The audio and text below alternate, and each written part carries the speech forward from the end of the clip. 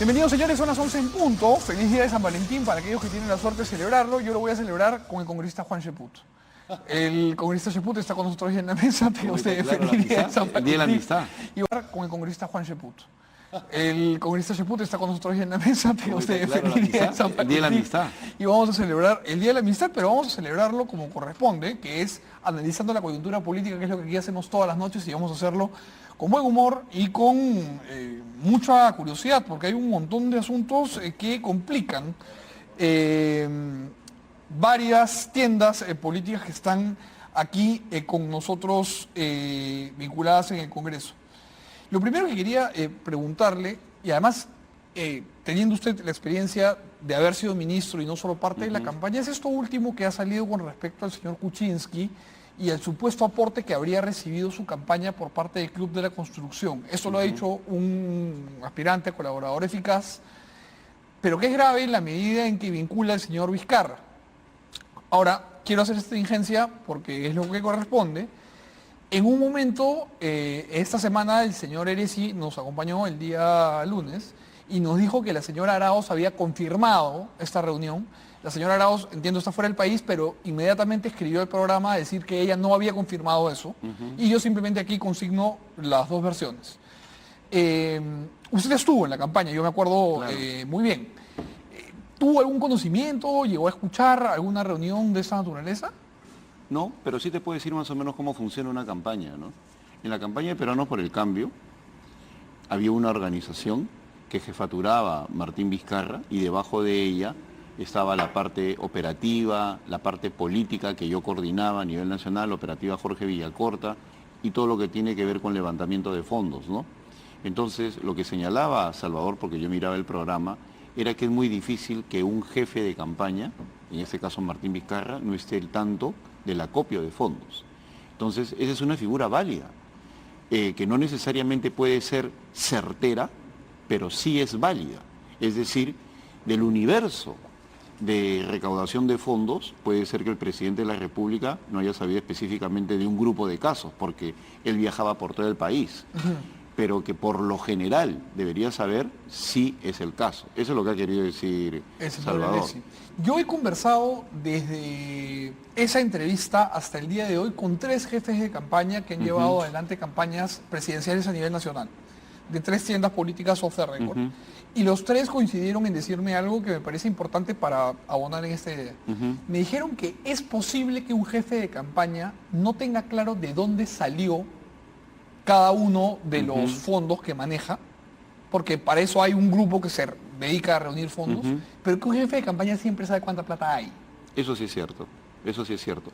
Como también es cierto que en vista de que hay una informalidad en el acopio de fondos porque no se permite solo el financiamiento público de campaña, sino que uno tiene que recurrir a levantar fondos de los sectores privados, se da el caso en que las personas que aportan y que aportan mucho dinero quieren hablar directamente con las cabezas y no con los jefes de campaña ni con los intermediarios.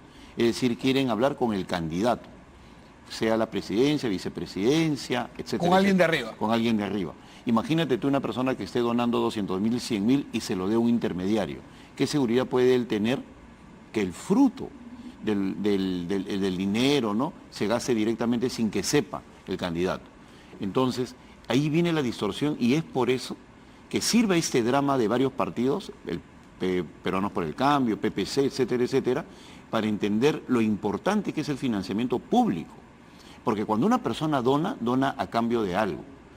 Es cierto de que hay empresarios que son una suerte de mecenas que no buscan nada a cambio. Y en ese sentido, hay que decirlo, hay varias organizaciones, corporaciones que donan y lo que esperan es que exista un buen grupo de políticos en el Parlamento o en la presidencia y no piden absolutamente nada a cambio. Es cierto que los hay. En su momento se mencionará, ahora no vale la pena. Me imagino que no son muchos. No son muchos, pero son altruistas pero fantástico y un que sentido haya. filántropo, ¿no? También para la campaña le dan a algunos porque creen en que van a ser buenos presidentes. Existe eso. Pero también existen de los otros que buscan algo a cambio. Y es allí donde creo que Lourdes Flores se equivoca, o se equivocan quienes dicen no es delito. Pero podríamos estar, antes de entrar al tema del delito, de acuerdo en que yo estoy al tanto también de que hay organizaciones filantrópicas que que donan de buena fe y que son registradas. De acuerdo, pero digamos que son las menos. Son las menos, O sea, efectivamente. La gran mayoría de gente Por que eso tiene es una que hablo prebenda... de que todo eso está distorsionado, porque se busca algo a cambio. Yo he señalado hace 3 años antes de una campaña que eso es peligroso porque los partidos y los que obtienen algún tipo de representación se convierten en rehenes de las empresas que lo financiaron. Correcto. Entonces, porque tienen que hacer lo que les dicen, las políticas públicas se frustran, etcétera, etcétera, porque el que donó se siente con derecho a que alguna medida que se tome no lo afecte. Ahora, por eso es que se busca liberar a los partidos de ese aporte privado. Antes de entrar al tema del delito de Lourdes, que me parece, del delito o no de la señora Flores, me parece importante, un jefe de campaña cuando se entera que hay un ingreso fuerte, de un monto fuerte de dinero, por curiosidad no pregunta de dónde sale. No, pero mira, acá viene la otra parte que te lo tienen que haber dicho los jefes de campaña, porque yo también he participado en más de una campaña presidencial. Es función y deber del jefe de campaña exigir que todo se registre para que de esa manera no haya problemas futuros ante los organismos electorales, ¿no? O sea, no solamente ve el acopio, sino también el registro. Tiene que ver el origen y el destino del fondo. Y el destino del fondo culmina en lo que dice el reglamento, hay que informar a la OMPE. Entonces, el señor Vizcarra allí habría pecado por lo menos de inocente. Bueno, a veces el fragor, ¿no?, de la campaña hace que todo eso se delegue y por eso te digo que hay equipos. Por eso yo no dudo, si el presidente dice yo no sabía, ok, no sabía. ¿Pero era su obligación? Sí. Pero puede que no supiera también. ¿Y en ese sentido, si él dice que no... Claro, pero no está normado como tal, ¿no? No existe, o sea, son las deficiencias. Y yo lo comprendo porque conozco el fragor de la campaña, yo he estado ahí trabajando con él. Él viajaba por todo el país. No era un directorio que estuviera todas las mañanas viendo cuánto se aportó hoy día, en qué vamos a gastar. El presidente de la República, entonces candidato, viajaba con Pedro Pablo Kuczynski por todo el país, junto con Mercedes Arauz. Entonces era otro el equipo que estaba a cargo de este tipo de cosas. No, claro, pero le vuelvo a preguntar por curiosidad y disculpe que sea reiterativo. Si uno es jefe de campaña, ¿no? Y yo me entero a través de alguno de mis asesores o alguien del plan de gobierno, ha entrado $100.000 a la campaña, por curiosidad elemental, lo mínimo que yo haría sería preguntar, oye, ¿quién lo puso? Claro, voy a ser atrevido. ¿Y qué pasa si ingresa 500.000? Con ¿Y más qué pasa motivo, si crematísticamente es despreciable los 100.000?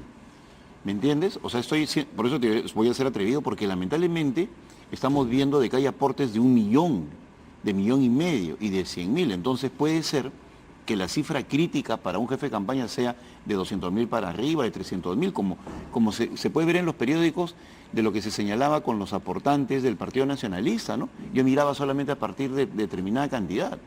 Entonces, lamentablemente todos esos son vicios de la forma como se manejan las campañas en el Perú, que espero que se mejoren a partir de las modificaciones a la ley de partidos políticos, ¿no? No, claro, ya, pero si entra 1 millón a la campaña, ya ahí sí uno tiene que levantar las 2 cejas, ¿no? Porque 1 millón claro, no dona a nadie por altruismo. Claro que sí. $100.000, yo entiendo que en comparación a las donaciones que se han hablado en otros casos, de repente es un poco menor, pero no deja de ser por un eso monto insisto, Mijael, en que hay que mirar el proceso, y permíteme tomar como ejemplo lo de Lourdes para decir de que se ha equivocado. Cuando ella dice no es delito, se está refiriendo a que no es delito el aporte. No, efectivamente no es delito, pero hay que ver eso como un proceso. El modelo utilizado por las empresas brasileñas consistía en brindarte el soporte de marketing. En este caso, inclusive, habían columnistas que hacían propaganda a favor de Luis Fabre, contraten a Fabre, se les va a escapar Fabre, etcétera, etcétera, ¿no? Era un modelo. Y llegaba el señor Fabre y cobraba 5, 6, 8 millones y habían personas que se encargaban de esos fondos. ¿Para qué? Tal como funcionaba en Brasil, para que ganara. Y una vez que ganara, te habían dado el soporte de la campaña, en este caso marquetero, te habían dado fondos para el merchandising, también la parte marquetera, y luego venía el condicionamiento. Está bien, no es delito dar, pero es delito el proceso. Y muchas veces porque están buscando... lo contrataban las empresas brasileñas directamente, al señor Así Fabre. es, no, yo te lo pongo, ¿no? Y te lo daban. O yo consigo los fondos, habían intermediarios, ¿no? Entonces, y por otro lado había toda una red de publicistas que decían, se les debe escapar, contrátenlo de una vez. Entonces era un sistema que venía de Brasil y que se utilizó en varios países latinoamericanos. O sea, no es el aporte como una actividad aislada, es el aporte como el inicio de un proceso de corrupción que termina en una obra que puede ser una obra inútil, como estamos viendo en Lima. Mira, ha habido aportes a la campaña de Lima, tanto de Susana Villarán como de Castañeda Locio, esa barbaridad que ha hecho Odebrecht de tumbarse el puente del Derby para construir otro, y que nos tiene 2 años que no llega a construir nada y la ciudad no puede demandar a esa empresa directamente a los ciudadanos.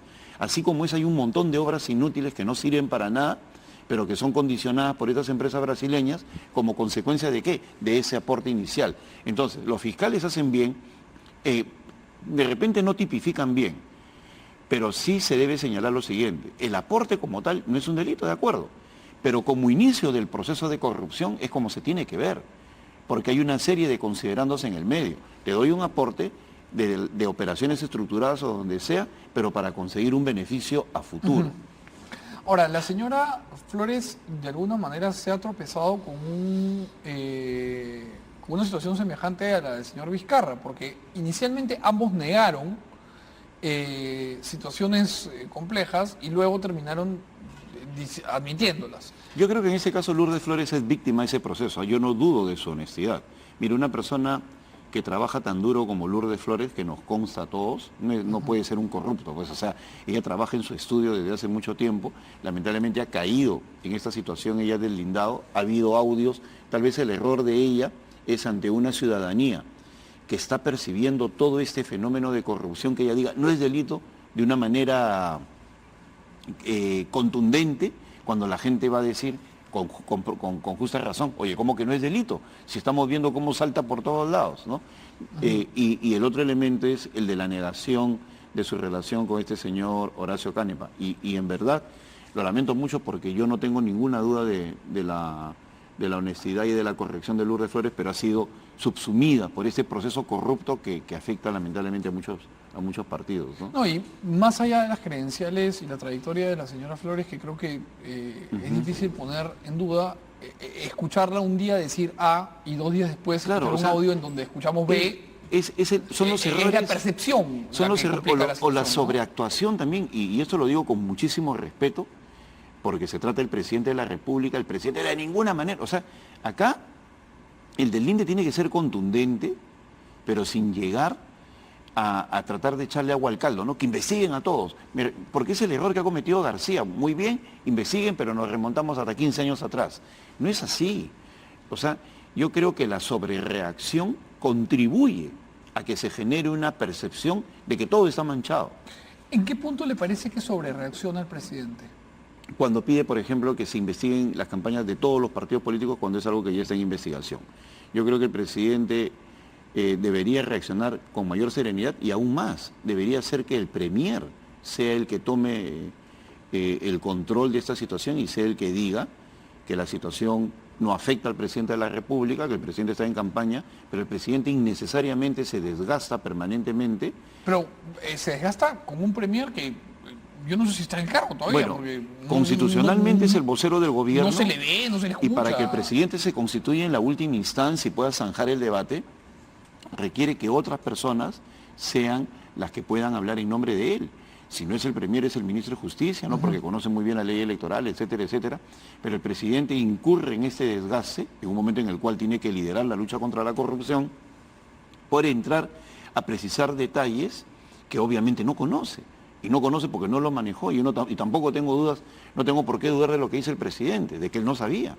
Pero desde el momento que tiene que entrar a dar explicaciones de detalle, forma ya parte de todo el juego de percepción de que todo está corrupto y obviamente lo afecta, ¿no? ¿Qué es una percepción? Y esto lo hemos conversado varias veces, generalizada, ¿no? Hoy la ciudadanía, digamos, es especialmente proclive a ver cualquier indicio de corrupción como ya una culpa. No, lo peor de todo, el éxito. Cualquier indicio de corrupción como ya una culpa. No, lo peor de todo, el éxito se ha convertido en sinónimo de corrupción, o de mediocridad, o de tarjetazo, ¿no? Ya el éxito como consecuencia de una acción noble, del esfuerzo de una persona, de su preparación, de su sacrificio, de tener 0 tiempo libre en el Perú, no constituye parte del sistema de prestigio. No, tú eres exitoso y eres corrupto. ¿Cómo lo haces? No, pues tampoco es así. No podemos llegar a etiquetar a todas las personas como corruptas simplemente porque son exitosas, ¿no?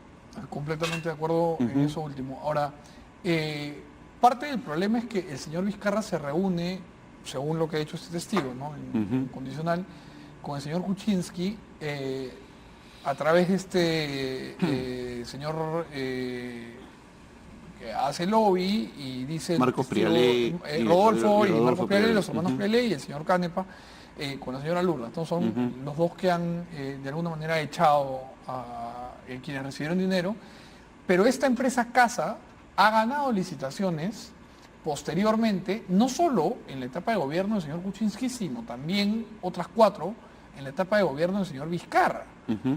Y eso también nos lleva a pues, claro, es la correlación, pues, ¿no? Es la correlación. Claro. Yo doy a la campaña y obtengo esos beneficios. Es eso lo que se tiene que explicar.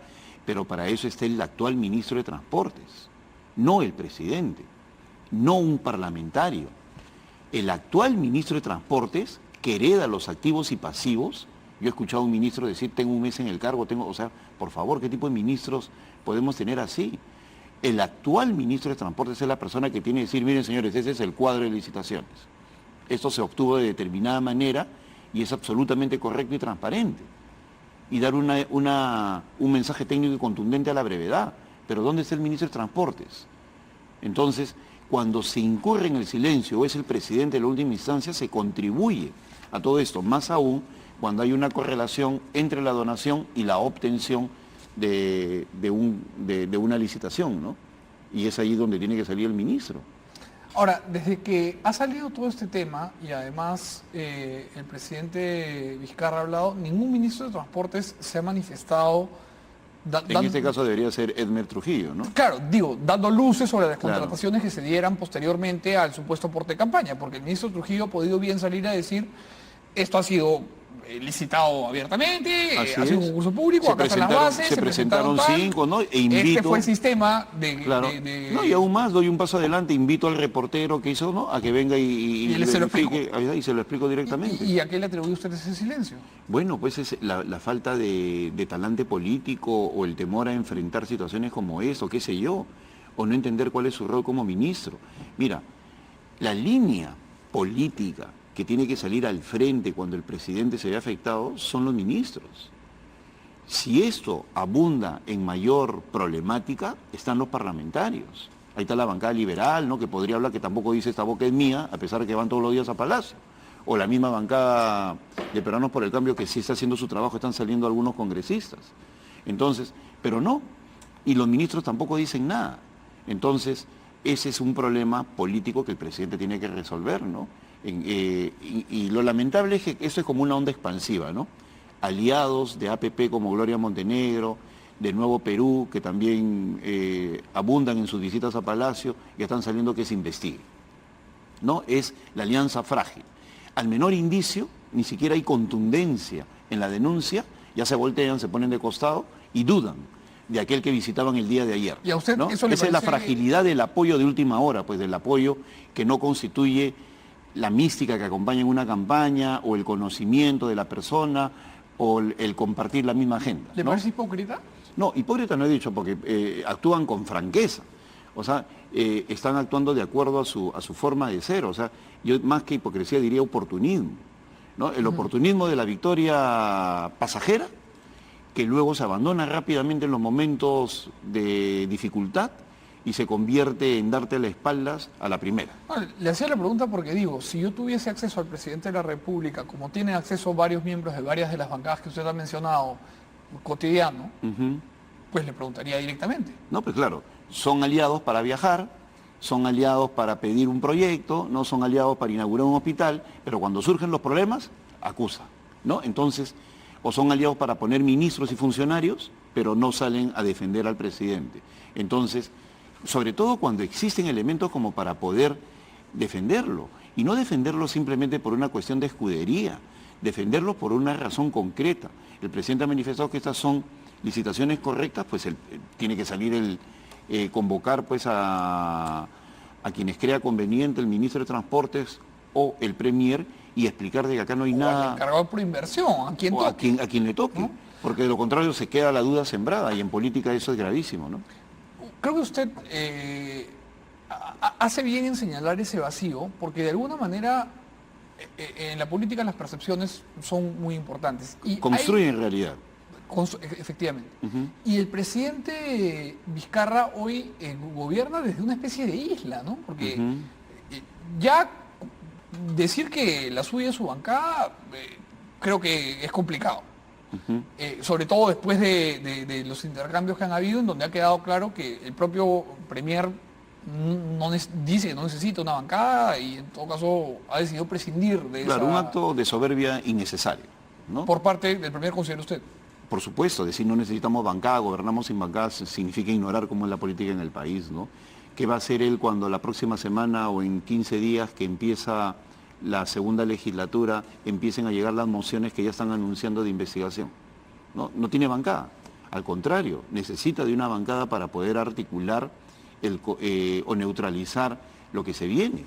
Y- Lo que algunos expertos y analistas han dicho, que no necesariamente suscribo, es que la situación en la que se encuentra el señor Vizcarra, que es una situación atípica, en donde su gobierno tiene muy poca aprobación, pero él tiene muy alta aprobación, porque ha sabido leer la temperatura de acá y capitalizarla con algunas medidas que podemos catalogar otro día, el presidente no ha encontrado la forma de articular una bancada, pero lo que se ha dicho es que al estar el río tan revuelto, él va a poder llevar a cabo un gobierno haciendo alianzas, digamos, particulares para situaciones particulares con las diferentes nuevas bancadas y con esta atomización que se ha dado después. Bueno, deben ser analistas de coyuntura, ¿no? Que no ven más allá del próximo mes o de la siguiente semana, ¿no? Estamos entrando a puertas de un año electoral, donde cada uno de los partidos políticos se va a empezar a desmarcar, y eso va a empezar ahorita, después del 28 de julio.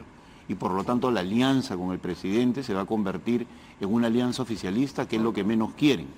Y por otro lado, en un contexto en el cual necesitan ellos perfilarse como entidades autónomas en un Congreso fragmentado, dicho sea de paso, que va a ser un gran problema y es consecuencia de algunas medidas como las que está pasando, pues simplemente eso va a ser difícil. Y más difícil aún en un contexto en que no hay reelección y no hay estímulos como para el sacrificio, sabiendo de que puede haber una recompensa a tu buena actuación. Entonces, el sistema de Interrumpo prebendas... porque dice usted algo muy importante. La reelección podría ser un incentivo positivo, un incentivo, un estímulo Ujú. para el consenso. Claro, porque existe ¿No? un premio. Claro, Las sociedades y el premian premio y es castigan. la, y a tal la- punto, la y en el alianza, Perú, el bloque y de en la el Perú reelección. venía funcionando a tal punto que solamente se reelegía el 12%, el 88% quedaba afuera. Y ese esquema de premio y castigo que ya se estaba institucionalizando, porque se estaba convirtiendo en regla, se votó de un plumazo. Porque me molestaban las polillas, quemé el ropero. No, pues, ¿no? Entonces se le ha hecho un tremendo daño al país y eso lo sostengo, con la colaboración de los politólogos, ¿no? De los que enseñan en la Universidad de Ciencia Política, que en lugar de salir a hacer docencia y decir no vayamos por ese camino, se quedaron callados, ¿no? Sabe Dios por qué razones, porque miles de buenas razones habrán tenido, y contribuyeron a ese daño que se le ha hecho al país en lo que se refiere a que no haya reelección. Entonces, ese estímulo ya no existe. ¿Qué es lo que va a pasar? Como pasa con los alcaldes, se dedican a hacer obras inútiles en los 2 últimos años, la corrupción continúa, el gran problema que tenemos ahorita a nivel nacional, porque no hay reelección, que todas las autoridades están aprendiendo y no gastan lo que ya les entregaron, etcétera, etcétera. Entonces en el Congreso no solamente vas a tener novedad, sino repetición de aquello que de repente ya fue malo en el pasado. ¿Y por qué van a llegar de nuevo? Porque no hay competencia. Entonces, ante ese vacío de competencia van a llegar los que antes detestábamos. Entonces, se configura una situación lamentable para el país en el Congreso como consecuencia de pésimas políticas públicas en materia política, ¿no? Y lo subrayo. Ensambladas desde Claro, el Ejecutivo. entonces, si eso no lo toman en cuenta los analistas para el apoyo que necesita el presidente en estos momentos, pues están en la calle. Acá se viene un año electoral, se viene un Congreso fragmentado, en el cual elegir a los 5 magistrados del Tribunal Constitucional pendiente va a ser una pesadilla, en el cual sacar adelante una ley orgánica va a ser otra pesadilla, en la cual Fuerza Popular sigue teniendo 55, 50 votos que se constituyen la primera minoría y una primera minoría importante que no podemos subestimar. el resto de alianzas, o sea, simplemente con que ellos digan no vamos, junto con otros no se llega a los 87 votos, claro. ¿no? Así es simple. O sea, y en comisión no se en un forma. acuerdo político que no es una mala palabra en política que también está satanizada, la razón de ser de la política, el acuerdo en el cual cada uno cede en aras de una ganancia colectiva, acá es una mala palabra, ¿no? Es sinónimo de repartir. Entonces, satanizar la política es mala porque siempre se condena a los políticos, sin embargo nadie quiere reemplazarlos, ¿no? Esa es la paradoja churchiliana, ¿no? Los políticos son malos, pero nadie los reemplaza, ¿no? Y existen desde que existe la humanidad. Entonces, se tiene que entender que la política es fundamental, no se tiene que andar satanizando, insultando al Congreso. Lamentablemente dentro del Congreso hay gente que no quiere al Congreso, no quiere a la institución. Varios congresistas incluso en esta mesa han propuesto en más de una oportunidad cerrar el Congreso. Claro, o sea, a uno de los pilares de la democracia lo quieren destruir. No, hay que empezar a entender que el Congreso es importante tanto como el Ejecutivo.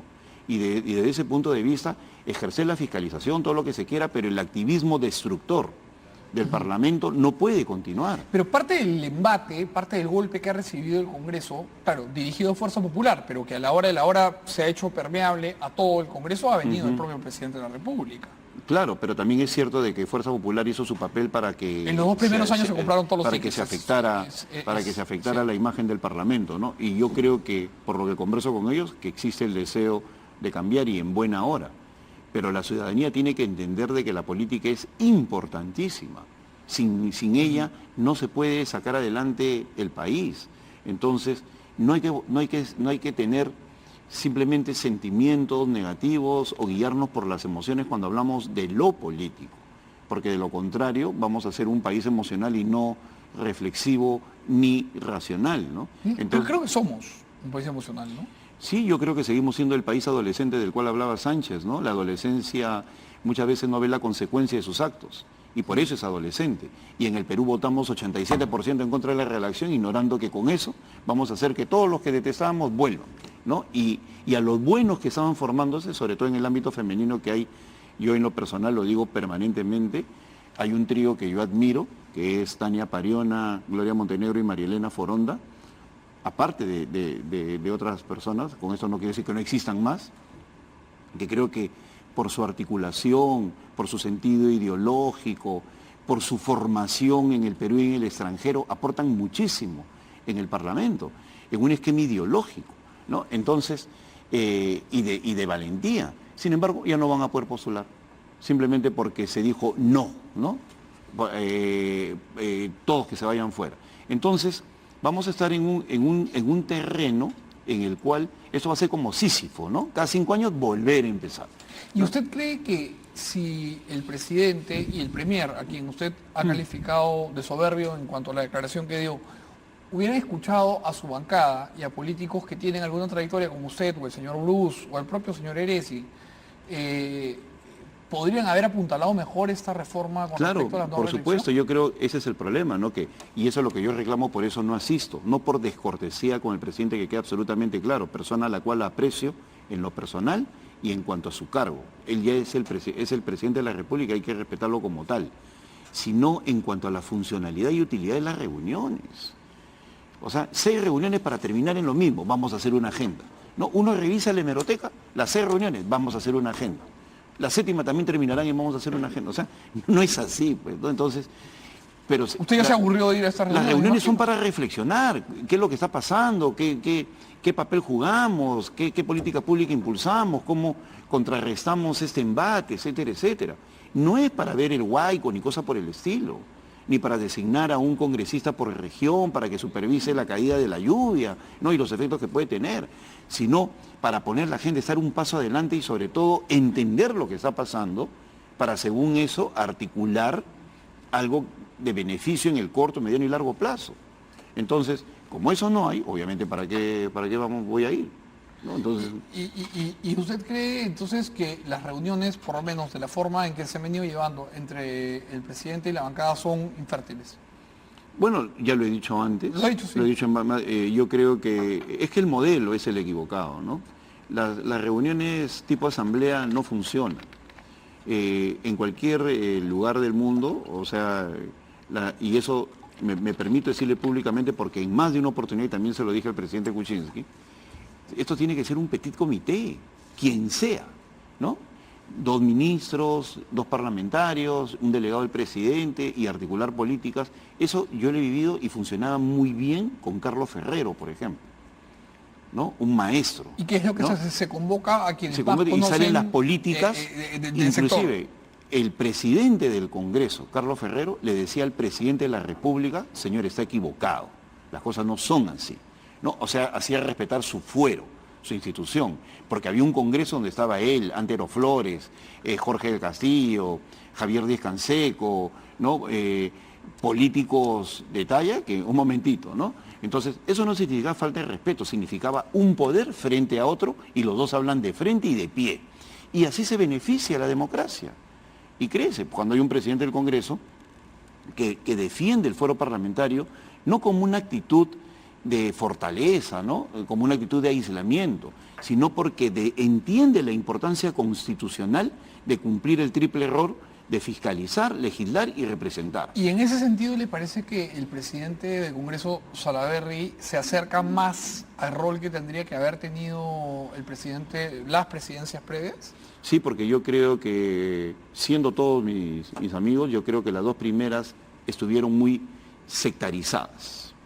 Es decir, estuvieron muy ligadas a Fuerza Popular. Si el Congreso ha recuperado en estos momentos presencia y está recuperando importancia, indiscutiblemente es por la labor de su actual presidente, Daniel Salaverry, eso no lo podemos negar. Que ha generado controversias y disputas es otro tema. Pero ante la opinión pública, que es la que juzga al político y a las políticas, pues obviamente ha mejorado y eso le conviene al país. Ahora, que hay problemas internos que tenemos que pulir, pues por supuesto que los hay, pero que ha habido una recuperación de la imagen del Congreso como consecuencia de medidas correctas, pues eso lo hay y eso es mérito indiscutible de Daniel Salaverry. Para ir terminando, congresista, en los años, lo que pasa es que esta es una discusión que pareciera encajar en el fin de gobierno del señor Vizcarra y que pues estamos mirando atrás y reflexionando, pero el señor Vizcarra tiene por delante prácticamente la mitad de su gobierno. 2 años y 3 meses, y 3 por meses. supuesto. Entonces, ¿cómo va a hacer el Ejecutivo para poder mantener un ritmo, tanto de colocación de temas de agenda política como de estímulo económico y los temas que sabemos que el Ejecutivo tiene pendientes, cuando tiene una relación resquebrajada con su bancada y cuando tiene un grupo de ministros cuyas credenciales no voy a poner en duda, pero sí pongo en duda su capacidad de articular respuestas? Es un gabinete silencioso. Mira, alguien o algunos equivocadamente le han vendido la idea al gobierno que la legitimidad constituye prescindir de ministros y de bancada, ¿no?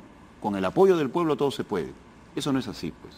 O sea, uno necesita generar las condiciones para articular buenas decisiones con el pueblo y para eso tú tienes a tus ejecutivos y por otro lado la caja de resonancia, de formación de opinión que es el Parlamento, ¿no? Y ahí puedes tener tu bancada. Con ambos se logra mejor. Pero lo fundamental es cómo llego. Acá nos estamos olvidando de una situación. Nosotros hemos tenido presidentes que han pasado por crisis a mitad de su mandato, pero han terminado bien, ¿no? Entonces, el problema no es cómo estoy a mitad de mi mandato, sino cómo termino. Y el cómo termino tiene que ver mucho con el sacrificio del hoy esperando un mejor mañana. Entonces, si hoy se sacrifica popularidad para que dentro de 2 años y medio, por ejemplo, tengamos menos informalidad, pues no solamente el Perú lo va a premiar, sino también la historia, ¿no? O sea, porque al fin se hizo algo para evitar de que la gran cantidad de jóvenes que hay ahorita que están condenados a pensión 65, chicos que hoy día tienen 20, 25, 30 años y que están condenados a no tener ni pensión. ¿no? Y peor aún los que tienen anemia. Así es, ¿no? Entonces, que peor aún, en el indicador de oportunidad ni siquiera van a poder estudiar porque ya están lamentablemente con una disminución en sus posibilidades, ¿no? Para poder ser competitivos. Entonces, si nosotros no entendemos que lo más importante es cómo entrego el país, pues va a haber graves problemas. Entonces yo creo que el presidente tiene la oportunidad para reflexionar en eso. ¿Cuáles son las 2 o 3 grandes medidas de reforma que se hacen hoy, sacrificando un poco de popularidad? Y que va a dejar encausadas. Igual, el debate, hay que zanjar ya de una vez el debate de las AFPs. Mira, Por un lado se dice que cobran muchas comisiones, pero también es cierto que sin ahorro interno ese Perú no es viable. Y por otro lado hay un rol regulador del Estado, que es un rol importantísimo en el cual el Estado tiene que meterse y decir, oye, por si acaso tú a los 65 años no vas a tener nada, por lo tanto yo te obligo a ahorrar. No, eso sucede en cualquier país con una economía desarrollada, no como acá. Dispón de tu plata, ¿no? ¿Y a cambio de qué? De una vejez terrible, ¿no? Porque apenas te dan tu plata, te piden prestado los hijos, los hermanos, los amigos, te vas de viaje y luego no tienes nada en tu futuro. O sea, el debate tiene que hacerse de manera seria y no solamente pensando en el cortísimo plazo. Para terminar, congresista, esta popularidad que dice usted que algunas voces le han hecho creer al presidente que puede ser la amalgama con el pueblo que le permita gobernar prescindiendo de una bisagra parlamentaria y prescindiendo de un comité ejecutivo, de un consejo de ministros que articule políticas públicas, hay una pregunta que creo que aquí se hace muy importante, que es la única manera de mantener una popularidad ajeno a la construcción de legislación y ajeno a la construcción de políticas públicas es con populismo demagógico del más básico. Pero por otro lado, para lograr ese populismo demagógico del más bajo, tú necesitas un enemigo. Agotado el enemigo, ¿quién es? Y ahí el peligro, ¿no? Cuando se agota el enemigo, inventa situaciones. Y no estoy hablando que haga esto el presidente, sino de que en la tentación de querer mantener una popularidad... ¿Cree que ha podido haber alguna... Mira, tenemos antecedentes históricos, ¿no? Aumentos de sueldo, ¿no? Aumento general, ¿no? Etcétera, etcétera. Estatización de bancos. O sea, en la tentación populista, para lograr popularidad uno es capaz de cualquier cosa. Maduro con los gasolinazos, etcétera, ¿no? Gasolina para todo el mundo, todo gratis. Entonces, es por eso que es importante entender que la popularidad, como consecuencia del enfrentamiento contra un enteleque o un enemigo visible, lo que sea, es válido como instrumento gatillador. Pero una vez que consigues ya esa popularidad, 60-65%, que ya la consiguió, y por lo tanto consigues ya la consolidación, tienes que mantenerla. ¿Me entiendes? Y ahí es donde esa popularidad, ¿para qué debe obtenerse? Para convocar portavoces, ¿no? Quiero hacer esta reforma, ¿qué opinan, señores? A los líderes políticos, ¿no? O sea, generar ese tipo de alianzas y a partir de ahí impulsar 2 o 3 reformas, ¿no? Entendido. Congresista, le agradezco mucho por haber venido. Hemos hablado casi 40 minutos, pero ha sido un gusto porque nos hemos alejado un poco de la política chiquita y hemos hablado de la política más grande, que es la que realmente este país debería necesita. interesarnos. Le agradezco mucho por venir, espero verlo pronto. Tenga buenas noches y feliz día de San Valentín en la soledad, que lo hemos celebrado aquí juntos al aire. Señores, tengan ustedes la gentileza de esperarnos un ratito y regresamos con el señor Omar Chejade.